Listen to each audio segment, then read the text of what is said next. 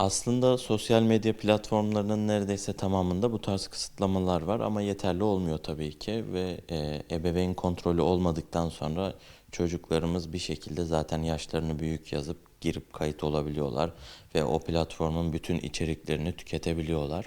O sebeple dikkatli olmak lazım. Bu sosyal medya yasaklamalarının çocuklara yönelik olmasını açıkçası destekliyorum. Çünkü bu sadece çocuklarımızın ahlakının bozulması ya da sosyal hayatının bozulması ile ilgili bir konu değil. Aslında nöro gelişimsel bir konu.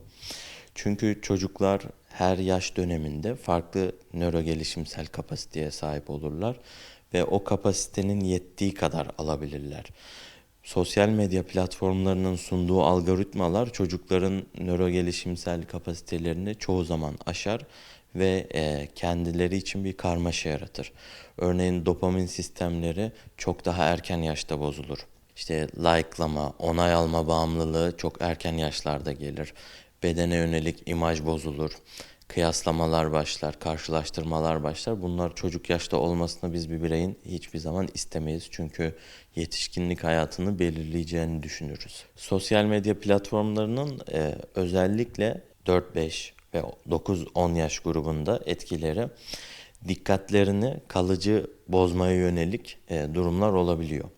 Yani dikkat süresi çok azalıyor. Çünkü sosyal medyada ne var? Sürekli kaydırıyoruz ve yeni bir şey keşfediyoruz. Beyin bu sisteme alışıyor ve keşfettikçe de normal hayatımızda bu kadar keşif olmadığı için sosyal medya bağımlılığı da gelişiyor ileride. O yüzden hani sosyal medyaya bir kısıtlama getirmek zorundayız açıkçası çocuklarımız için oldukça tehlikeli.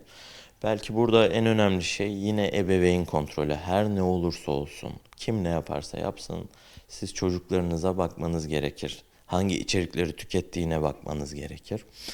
Çocuklarınızı sosyal medya ile oyalamamanız lazım. Onlarla ilgilenmeniz lazım. Belki eline bir tablet verdiğinizde, telefon verdiğinizde çok mutlu oluyor çocuğunuz ama o mutluluk onun için iyi bir şey değil.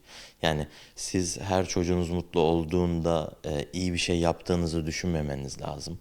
Çocuğunuz çok ciddi bir şekilde sosyal medyadan haz alıyor da olabilir. Bunları doğru yorumlamak lazım. Tabii filtreleme çok önemli. Belirli yaşlara yasak da gerekli olduğunu düşünüyorum. Yani sosyal medya zaten 10, 13, 16 yaş grubu için bazı platformlarda filtrelenmiş bir şekilde sunuluyor. Biz o filtreli hallerinin bile sıkıntılı olduğunu biliyoruz. Yani filtrelenmiş içeriklerin bile o aralara çocuklar için özel olarak üretilenlere bile kötü amaçlı içeriklerin sızdığını biliyoruz. İşte o yüzden yine de anne baba kontrolü şart. Burada bir üst yapı olursa hani devlet bir şekilde bunu kontrol ederse de yine de dikkat etmemiz lazım. Çünkü sosyal medya doğası gereği içerik sürekli üretilen bir yer. Hani sonuçta ben bugün kontrol etsem bütün içerikleri yarın yeni içerikler var. Yani bu mantıken mümkün değil. Sürekli olarak kontrol edip bunu başarabilmek çok mümkün değil. Ama dediğim gibi belirli yaşlara özellikle yasaklamak faydalı olur. Şimdi çocuklar sosyal medya içeriklerine alıştıkları zaman orada dikkat süreleri azalıyor. Çünkü hızlı işleyen bir sistem var. Yani kitap okumak hızlı giden bir şey değil. Bir emek harcamamız lazım.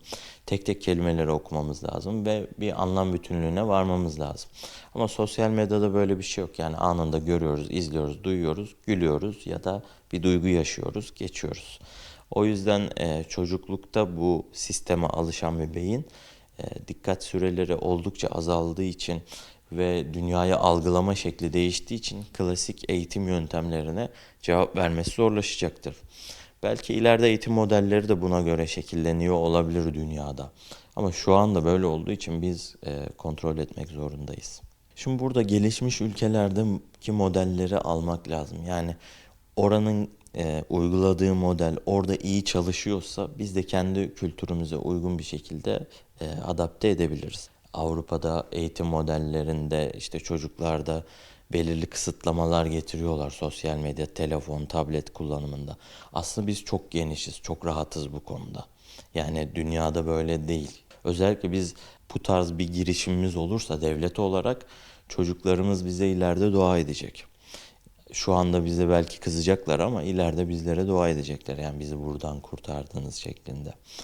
Ama işte anne babalara da bir tavsiyede bulunmam gerekiyor. Hani her ne kadar devletimiz bir şeyler için adım atmaya başlamış olsa da anne babalara özellikle çocuğunuzu, yani sosyal medya e, sunduğunuz zaman, bir tablet verdiğiniz zaman aslında onu bir oyalıyorsunuz ve çocuk onu da alıyor. Mesela oradaki tehlikeli dünyanın verdiği sıkıntı başka. Çocuğun şöyle bir algısı oluyor. Annem ya da babam benimle ilgilenmiyor gibi bir duyguyu da çok rahat bir şekilde alabiliyorlar. Yani buradaki tek sorun aslında içerikler de değil. Yani çocuğunuzu oyalıyor olmak da çocuğun ileriki gelişimi ve hatta o anki durumu için oldukça etkili.